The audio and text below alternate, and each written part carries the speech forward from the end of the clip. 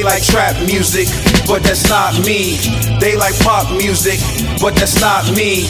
I'm the baby face that will put you in your place, set you up, take it safe, then vanish without a trace. They like Balenciaga, but that's not me. They like Dolce Gabbana, but that's not me. I'm the baby face that will put you in your place, take your girl to your face. The next topic we're going to discuss on Boxing Bros is Joseph Parker is parting ways with his trainer Kevin Barry, and he's going to look for new things. He said it was fitting that they parted ways in Australia in front of a big crowd, but now he's looking forward to moving on and getting another fight or get another trainer to help him prepare. So Slippery G, man, you've been very critical of Joseph Parker. And Trill, you've been very mature with Joseph Parker. You haven't been holding him to any unrealistic expectations. So I see what you did, Trill, last week. So Slippery G, what's your thoughts on Joseph Parker switching trainers? Now, I'll say this. I'm not really fond of dudes parting ways with their trainers per se. I feel like you still keep the trainer, but add on to the team. Unless you really feel like the chemistry is no longer there, right? And I'm thinking this could have been either a political move on Parker's end, because, again, he didn't get the knockout. He got the decision, but a lot of people were expecting the knockout. So there's a lot of criticism on him right now. So he's probably like, okay, you know, I got to feed the streets something. And so this could be like a political, like a PR stunt. You know what I mean? However, I like to believe that maybe he really thinks like, you know, I just need a new trainer, you know? Parker, I always say this, like, he has the talent. He has everything. He just, for some reason, doesn't put it together in the ring, you know? So maybe with a new trainer, we could probably see a better version of Joseph Parker. And hopefully we see that during the Chisora fight. Because if not, man, I'm like, hey, it is what it is. But who does he have in mind to actually replace him? The article didn't mention it. Oh, okay. But it just said that he feels like they went out in a good way. Yo, you know who then I'll make a suggestion. Yo, he either should go to two places. He should either go to the Kronk Gym or to Abel Sanchez. You know what I mean? Because he needs to focus on knocking dudes out. I know it sounds like barbaric and savage, but he has to activate that killer instinct, man. He needs somebody that could help him out with going for the kill, because I think he's like hesitant, like, you know. And then with the Junior Fall fight, I'm almost willing to give him a pass, because I didn't like Fall's style. He reminded me of the Klitschko style, hit and then hold and wait for the referee to break it up. So Parker didn't have the opportunities to really let his hands go as much in that fight. So I'm gonna give him that wiggle room. But clearly, there's still something that he's missing, and hence he needs to go to another trainer, or he believes he needs to go to another trainer. So if it's either it's a PR stunt to get back in the good graces of the boxing community, or he's really like, yo, you know what? I just need new eyes, and I need a new trainer to get me to that next level. All right, Dollar Bill. I believe it was that last performance. I'm with you, G. I believe he feels like, they got him to where they can do with him. And he probably feels like he's trying to, rejuvenate his career. Trying to make another run at it and do something great. I have no problems with that. Like G said, I would love for him to keep his person that he had with him. He came in the game with, and he does have a quote. Not to cut you off, bro, but just to inform you, he does have a quote where he says he knows that Kevin Barry will always be in his corner.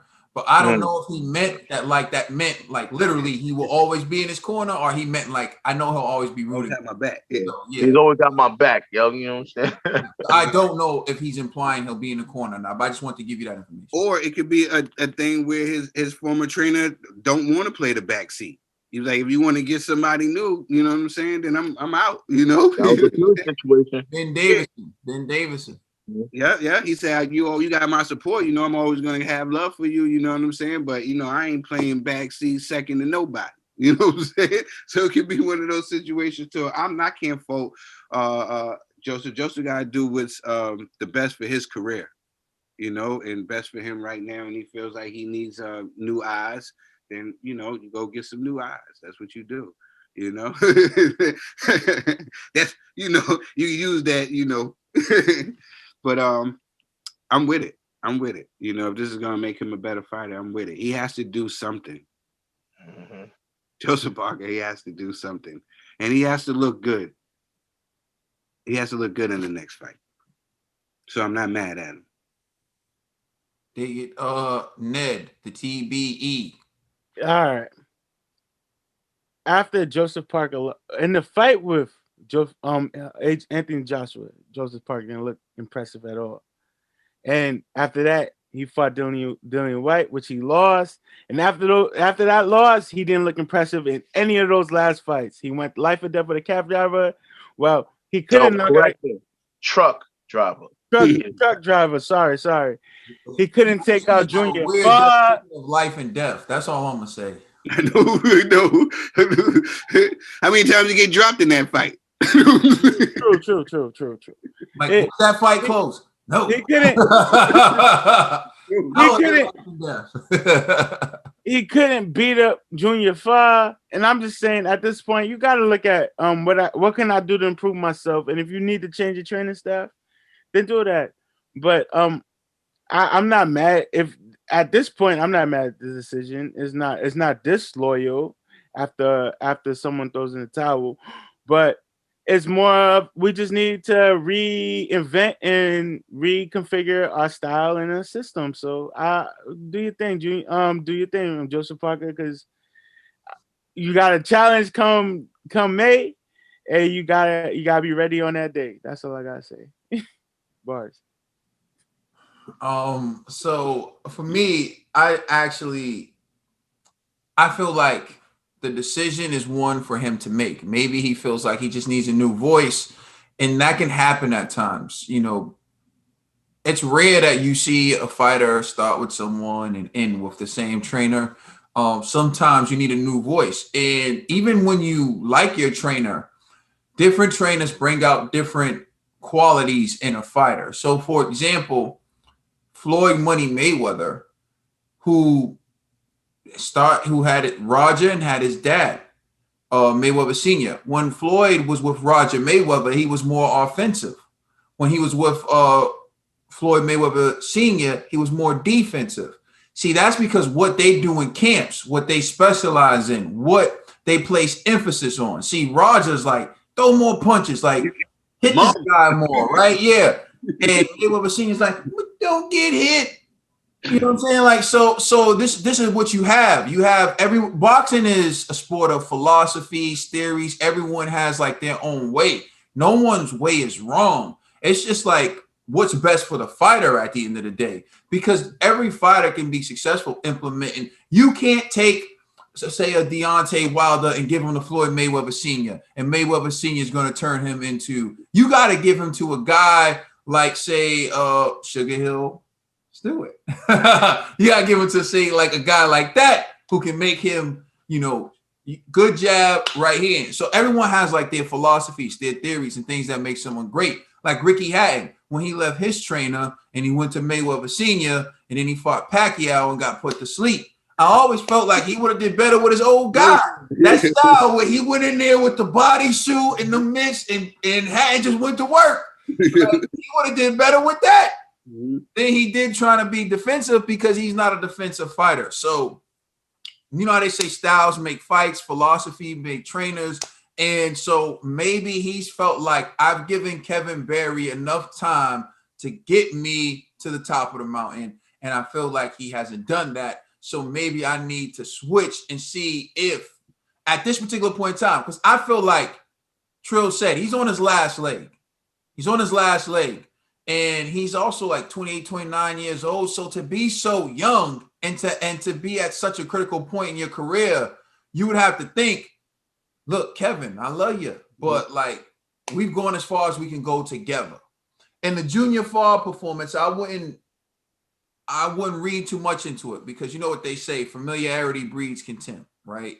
So you look at like not necessarily in a bad way, but the saying is bad, but what it really means is the more you know someone, the less likely you are to see them as like a superstar, to be impressed by them, and you start to actually find things that you don't like, right? So like imagine you just meet Rihanna and you're all starstruck, but 5 months after being with Rihanna, you're gonna find things like, yo, just be quiet about this or whatever. You know what I'm saying? It's just like, I know the saying, show me a dime piece, I'll show your brother tied up. You know what I mean? Exactly, and that's what it's all about. Familiarity breeds contempt. So like the more and more Junior Fall and Joseph Parker fought each other 4 times in the amateurs and split, and then they met in the pros. So Junior Fall wasn't fazed by the fact he's saying like, yeah, he fought a world-class fighter, but you know him. You've been in the ring with him. You don't care. It's like the ballers in my neighborhood who are nice. Like, not G knows. I ain't gonna name him because I ain't gonna give him no shine right now. I ain't gonna name him. He knows like this one dude don't miss cuz from like half court. G done seen it. Yeah, crazy. Like, yo, I'll bust like going inside, going to the rack. I'll give him the business. This dude will just pull up from like 30. Splash. 35. Boom. Like, yo, just money. Just money. But you know, like, I'm not fazed by this dude because I know this dude. I grew up with this. I'm not fazed by him. But like, you know, people who don't know or people who don't know him, people seem to like, yo, this dude is, well, I'm like, yo, that shot's garbage. Throw it in. You know what I'm saying? But if it was another baller from another neighborhood doing what he was doing, I'd be like, yo, did you just see that shot? Because I know him. I can't give him that credit. Mm-hmm. There's a Biggie documentary. I got a story to tell. If you haven't seen it, it's on Netflix. You should watch it. One of Biggie's boys who was with him, who loved Big, like Big was his guy. He was like, yo, we were walking, people would be falling out. Everyone would be going crazy. I'm like, all this for Chris? Because he knows him. It's not Biggie to him. It's Chris to him. You know what I mean? So that's what Junior Fall and Joseph Parker was. Joseph Parker to us, he's Joseph Parker. You know, but to Junior Fall, he's like, Joe? You don't need to fight Joe. I won't read too much into that fight because they know each other very well. But I do think like, if he's trying to improve, if he's looking to, kickstart his career and do something different, just I'll know more when he picks a trainer. I have more to say once he picks a trainer. But for right now, I think you can't fault someone for doing what's best for their career. Let us know how you feel in the comment section. Please like and subscribe and check us out on Instagram and Twitter. And please check out our podcast on all major streaming services. We are the Boxing Bros. Joey. You're welcome. You're all welcome.